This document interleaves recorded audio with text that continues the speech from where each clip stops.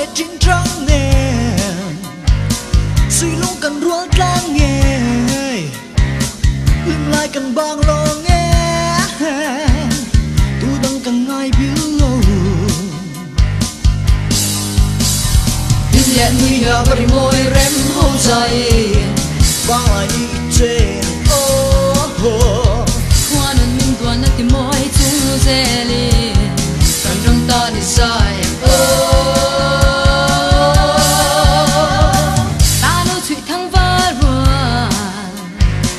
thêm mình như la mang loang tin cần xây lên nơ cần trôi về đôi lối nè